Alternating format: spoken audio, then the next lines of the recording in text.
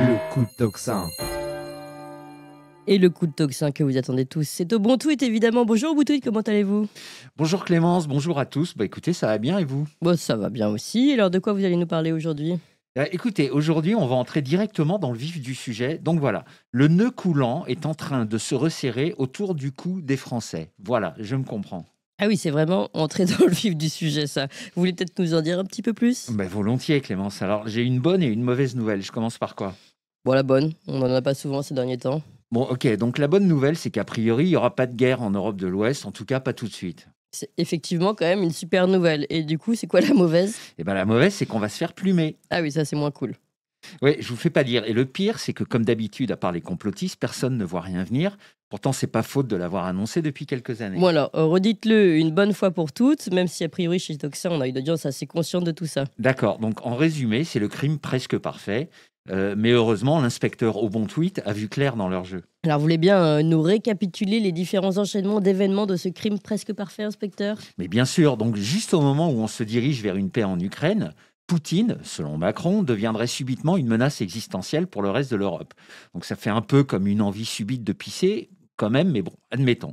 Donc on fait monter la pression avec le petit manuel de survie à la con qui nous explique des choses essentielles, comme par exemple, en cas de bombe atomique qui devrait absolument tout raser à 100 km à la ronde, il est recommandé d'avoir ses portes et ses fenêtres bien fermées. Donc là, on sent bien quand même le gros foutage de gueule qui est en train de se profiler à l'horizon, on est d'accord?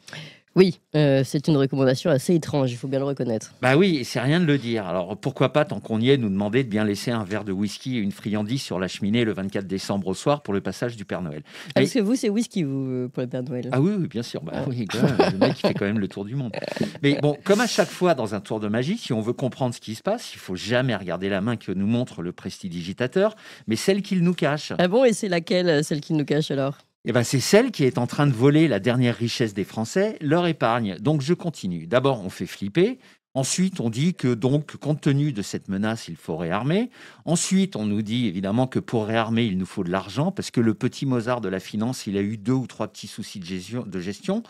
Bon, soit. Donc ensuite, on commence à titiller, vous savez, la fibre patriotique, ce qui au passage est plutôt bizarre de la part d'un mec qui ne perd pas une occasion de nous rappeler que la France est un pays de merde, sans culture, peuplé de cons et avec une histoire honteuse. Mmh. Et donc, ça donne l'intervention de lunaire de Macron l'autre jour, qui nous a expliqué que vu que l'État faisait plein de choses pour nous, ce serait bien qu'on commence un peu à faire quelque chose pour lui. C'est le mec qui ose tout quand même. Mais bon, ok, soit. Ça commence à faire beaucoup, mais admettons pour voir jusqu'où il est capable d'aller. Parce que là, on se dit qu'on est quand même déjà assez loin dans le foutage de gueule. Mais comme on commence à connaître l'oiseau, on se dit qu'il en a encore sous le pied. Donc là, on attend la suite avec impatience. Et vous n'allez pas être déçus. Parce que là, on nous sort un truc, même au marché aux puces, ils osent pas. Donc c'est une espèce d'emprunt tout pourrave, où tout est bloqué pendant 5 ans et absolument rien n'est garanti. Ni un rendement de minimum avec des taux d'intérêt, ce qui est quand même la moindre des choses quand on bloque de l'argent aussi longtemps, ni même le capital de départ. Donc en clair, ça veut dire que vous pouvez tout perdre. Et là, Éric Lombard, notre ministre de l'économie, que je vois assez chaud quand même pour dépasser Bruno Le Maire, il nous dit que non, mais t'inquiète, c'est un bon placement. Et on est prié de le croire sur parole. Donc là, on se dit qu'il n'y a que les gros débiles qui vont tomber là-dedans. Le problème, c'est que les vrais gros débiles, comme c'est des gros débiles, ils n'ont pas beaucoup d'épargne. Mmh. Alors ne le prenez pas mal, hein, les gros débiles, parce que moi, je me mets dans l'eau, vu que moi non plus, j'ai pas beaucoup d'épargne. Bon, oui, voilà. Voilà. Donc les gens ne vont pas souscrire, et puis c'est tout. Voilà, pas si vite, Clémence. C'est des crapules, mais ils sont conseillés par des gens très intelligents et très pervers qui pensent à tout et qui ont en général 4 ou 5 coups d'avance. Donc moi, ça ne m'étonnerait pas que d'ici quelques temps, après un gros matraquage sur l'intérêt de souscrire à cet emprunt, on nous ponde un truc encore plus pourri, genre la taxation de l'épargne dormante. La taxation de l'épargne dormante? Oui, madame, tout à fait. Vous savez, celle qu'on vous a déjà taxée une bonne dizaine de fois avant qu'elle se repose un peu sur votre compte en banque. Eh ben moi, je suis prêt à mettre plein de membres à couper, dont certains auxquels je tiens particulièrement, qu'on va finir par nous sortir la taxe sur l'argent qu'on n'utilise pas. Voilà, c'est ce qu'on appelle pieusement une mesure incitative. Moi, j'appelle ça un flingue sur la tempe. C'est vrai que vu comme ça pue l'arnaque. Voilà. Et dans 5 ans, l'argent aura disparu, les responsables seront tous dans des paradis fiscaux, et Macron, après avoir flingué l'industrie, la filière énergétique, l'enseignement, l'hôpital, la justice, l'éducation, les retraites, les yeux des gilets jaunes, etc., aura parachevé son œuvre de destruction de la France. C'était ça le fameux projet. Attention, vous allez faire fuir nos auditeurs. Non, mais ça risque pas, parce que moi, je suis très mauvais imitateur. Et normalement, ça doit se prononcer de manière beaucoup plus hystérique, Oui, c'est avec ça. les yeux révulsés et des grands gestes Oui, de il manquait les psychopathe. bras vers le Voilà, haut. ouais, pas, Mais- j'allais Vous pas voyez, foutre le micro vous en l'air. voyez, ouais, c'est ça, vous voyez vraiment un scénario comme ça, vous? Bah, disons qu'entre ce scénario et celui d'une guerre chaude contre la première puissance militaire mondiale, avec nos 3 jours de munitions et nos généraux de plateau, ouais, mon scénario me semble tenir plus la route quand même. De toute manière, dans les deux cas, c'est pas forcément une issue terrible pour les Européens. Non, mais alors ça, c'est clair. Mais si on veut comprendre les choses et les anticiper, il faut relier les points entre eux et raisonner avec un peu de bon sens. Donc, l'Europe de ce 21e siècle, ce sont des gens aux commandes qui sont en train de nous torpiller et de saboter consciencieusement ce continent avec, une submersion migratoire que Kadhafi avait prévue, à la différence de BHL d'ailleurs, et qui n'a pas la moindre justification, une révolution woke qui consiste à fabriquer des générations de débiles incultes qui se prennent pour des licornes ou des caméléons, un objectif zéro carbone qui va nous faire vivre comme des clochards et détruire notre industrie. Et enfin, last but not least, on se coupe pour très longtemps du seul partenaire qui, avec son énergie quasiment à prix coûtant, pouvait nous assurer un développement mutuellement bénéfique, comme nous le rappelait d'ailleurs Dimitri Tolstoï dans son interview avec Berkov sur Toxin, évidemment. Piotr Voilà. Tolstoï. Oui, avec Piotr Tolstoï, pardon. Parce que l'énergie russe d'excellente qualité qui arrivait par pipeline coûtait 5 fois moins cher que le gaz de schiste, de qualité médiocre, qui nous vient par bateau des USA. Et après, on vient nous casser les couilles avec nos voitures Critère 3. Ouais. Donc j'y reviendrai. C'est un jugement assez lapidaire quand même sur l'Europe. Oui, mais c'est vrai, c'est très exactement ce qui est en train de se passer. Et là, on voudrait nous faire croire que les mêmes qui sont en train de saccager ce continent, parce que disons-le franchement, ils en ont rien à foutre, auraient subitement un sursaut patriotique. Alors, moi, je suis pas le mec le plus malin de la Terre, mais celle-là, ça pue quand même la grosse ficelle pour nous faire les poches. Ça semble logique, en effet. Mais ça l'est, et non seulement ça l'est, mais il n'y a que par ce prisme qu'on peut expliquer ce suicide sans mettre nos dirigeants dans des asiles de fous. Et concernant la France, ça s'inscrit dans la ligne droite de la tendance qu'on observe depuis 2017, mais qui s'est accélérée à partir de 2020 et qui est en train de terminer au sprint. Que voulez-vous dire? Eh ben, en France, il y a un processus d'étouffement progressif des classes moyennes qui commence à se voir franchement.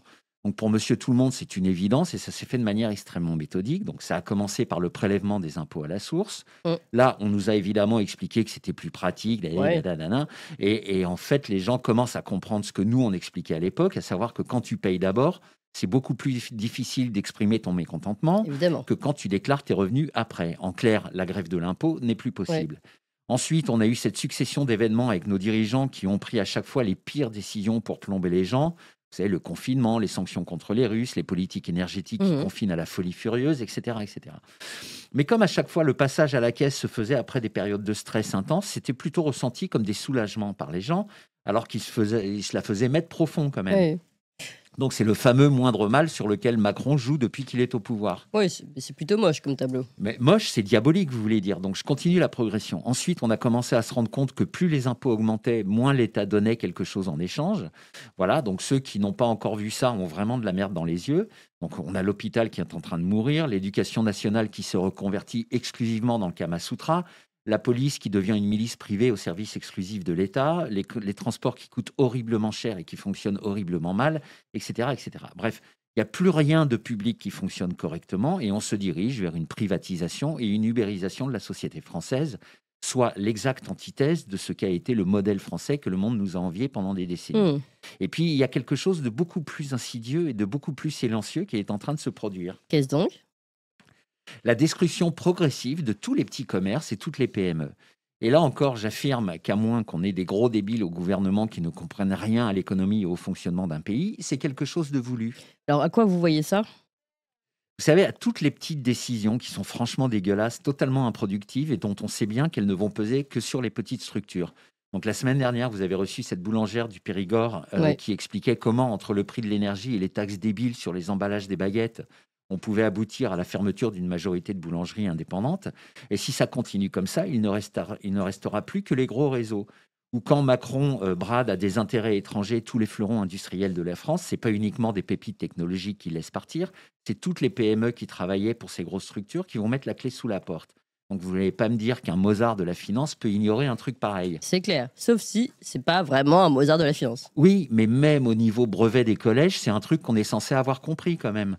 Ou bien toutes ces petites exploitations agricoles qui croulent sous les normes draconiennes, les Oui. directives débiles, les formulaires kafkaïens et bien évidemment les taxes insoutenables qui ne s'appliquent pas aux exploitations gigantesques qui sont dans d'autres pays et que l'Europe laisse inonder son marché avec des produits qui n'en ont en aucun cas les mêmes contraintes ni les mêmes coûts de production. C'est d'autant plus singulier que la plupart des pays seraient plutôt dans une tendance de patriotisme économique qui contraste singulièrement avec les trahisons européennes et françaises. Ouais, vous parlez quand même de trahison, c'est fort comme mot quand même. Hein. Bah oui, mais je suis désolé, moi je vois pas d'autres mots, quoi. Quel mot pourrait qualifier le fait qu'un propriétaire d'un logement de rapport n'a aucun recours légal s'il se fait squatter son bien et peut même avoir des gros ennuis avec la justice s'il décide de le récupérer de manière un peu virile. Ouais. En fait, dès qu'on observe les choses d'un peu près, on se rend compte que loin d'aider les petites structures, l'État français leur a déclaré la guerre.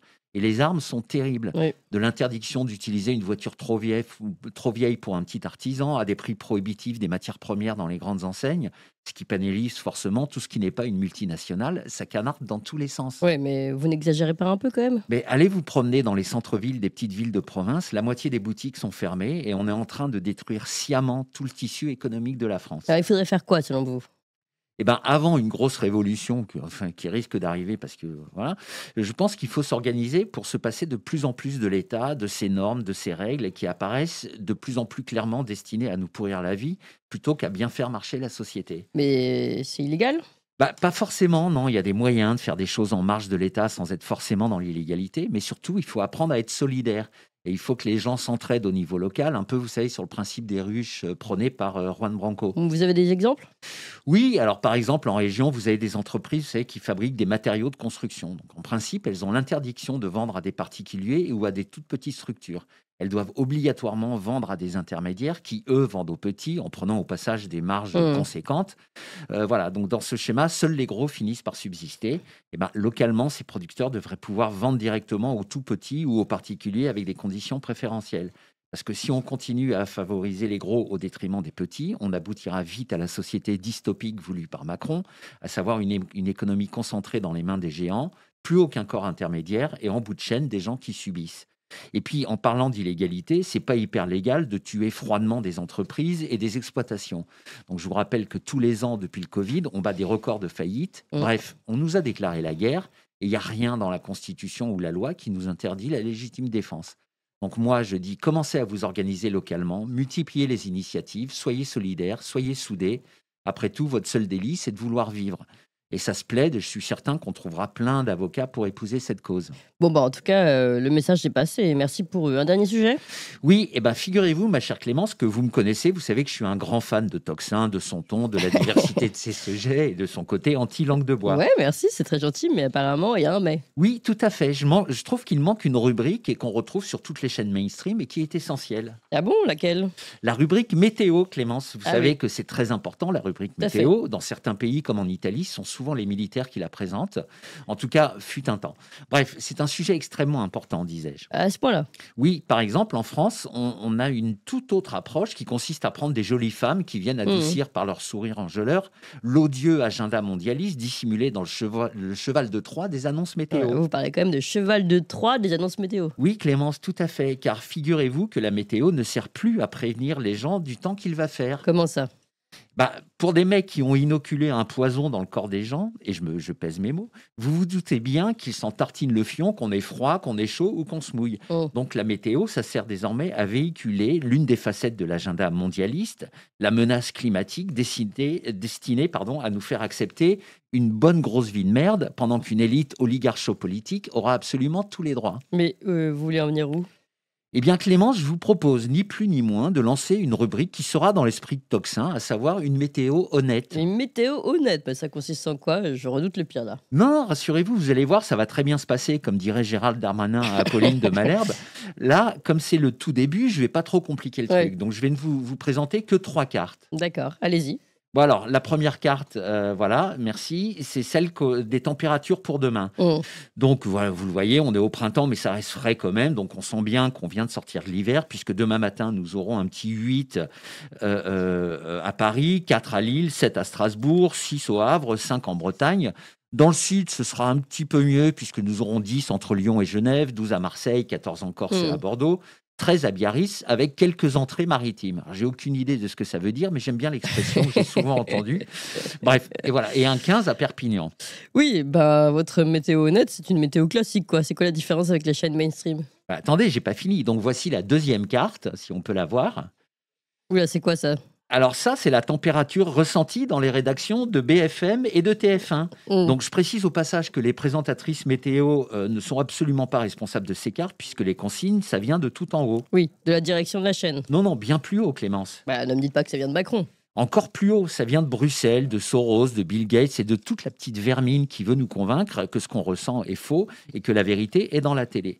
Donc bref, ça nous donne une moitié nord assez chaude quand même, avec 29 à Strasbourg, 30 à Lille, 32 à Paris, 31 en Normandie et en Bretagne, et une moitié sud qu'on peut qualifier de caniculaire, puisqu'on ira de 35 à Lyon à 52 à Perpignan, avec Marseille à 47, et une côte atlantique entre 39 à La Rochelle et 49 à Biarritz. Ah ouais, c'est chaud quand même. Hein.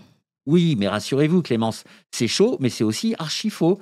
C'est juste qu'on veut nous faire croire. Mais dans quel but? Mais j'y arrive, ça permet de faire flipper les gens sur une menace climatique imaginaire, ce qui permet ensuite de prendre des bonnes grosses mesures de merde pour nous sauver la vie, vous comprenez? Vous voulez dire le tout électrique, les restrictions de déplacement, l'interdiction de piscine, etc. Voilà, tout à fait, Clémence. Donc on en arrive à ma troisième carte. C'est quoi cette carte étrange? Alors ça, c'est la carte de tous les connards qui ont installé des ZFE dans leur centre-ville. Donc les ZFE, on en a beaucoup parlé, et Alexandre Jardin et Daniel Guichard sont même venus chez vous pour présenter des initiatives contre cette dinguerie. Voilà, initiative qui pourrait porter leurs fruits, puisqu'il paraît qu'un groupe de députés voudrait faire passer un texte annulant cette mesure, qui n'est que une mesure anti-gueux et qui n'a évidemment rien à voir avec une quelconque lutte contre un réchauffement climatique, imaginaire d'ailleurs. Voilà, bon bah comme ça c'est dit. Oui, la menace des gros connards idéologisés jusqu'aux ongles et honteusement achetés en échange de la trahison de leurs concitoyens est à mon sens beaucoup plus préoccupante que la menace climatique, qui est, rappelons-le, la mise en place d'une société de caste sous couvert d'un réchauffement imaginaire menée par ce qu'on appelle les pastèques, soit des vermines communistes rouges à l'intérieur, déguisées en écologistes verts à l'extérieur. Vous n'allez encore pas vous faire des amis? Oui, je sais, mais je m'en fous, je les emmerde. C'est eux qui nous ont déclaré la guerre, pas l'inverse. Moi, je ne fais que me défendre. Et encore, c'est pas méchant, parce que je fais rien de violent, je me fous juste de leur gueule. Parce que franchement, il y a de quoi. Et je sais qu'ils détestent ça, parce que comme tous les parasites incompétents, inutiles et nuisibles, ils ont en plus une fâcheuse propension à se prendre au sérieux. Donc, je le répète, je les emmerde. Enfin, pour en venir aux cartes météo, si je peux me permettre, j'aimerais passer un petit message personnel à Guy de Lafortelle. Oui, pareil qui vous écoute. Voilà, salut Guy, qui au passage est celui qui m'a soufflé l'idée d'une rubrique météo. Donc, mon cher Guy, à la prochaine levée de fonds, est-ce que tu pourras acheter un fond vert? Parce que je rêve de présenter la météo comme dans les grandes chaînes, en montrant les cartes, tu sais, avec ma main, etc. J'ai envie de faire ça depuis que je suis tout petit. Et puis en plus, un fond vert, franchement, ça peut être génial, parce qu'on peut faire des gros trucs d'escrocs, genre faire croire qu'on est en direct d'une grande capitale étrangère, ou sur le front d'un conflit, comme ils font dans les grandes chaînes mainstream. Du coup, je pense que c'est un achat raisonnable qu'on peut rentabiliser assez vite. Mais je te laisse juge du truc, c'est toi le financier. Ah bon, ils font ça, vous croyez, dans les grandes chaînes mainstream? Ah bah oui, carrément. Oui. Quand vous voyez Zelensky avec un casque, un treillis, un gilet pare-balles dans un décor de guerre, en fait, il est tranquillement dans un studio à Londres, chauffé à 25 degrés, avec un café et des viennoiseries sur la table de régie. Ok, d'accord. Alors, je vous laisse responsable de vos dires. Hein. Mais sinon, c'est d'accord, on parlera du fond vert à Guy de Lafortelle. Je pense qu'il vous écoute. Merci, Ubuntu et à la semaine prochaine. Merci beaucoup, Clémence. C'est très aimable à vous et à la semaine prochaine. Vous avez aimé cette émission, vous voulez que l'on continue d'exister et de creuser ces sujets, sachez que nous n'avons ni subvention, ni milliardaires, ni oligarques derrière nous, que nous ne dépendons que de vous. Donc faites un don à toxin-media.fr, toxin-media.fr, et encore mieux, faites un don régulier pour que nous continuions d'exister. Merci.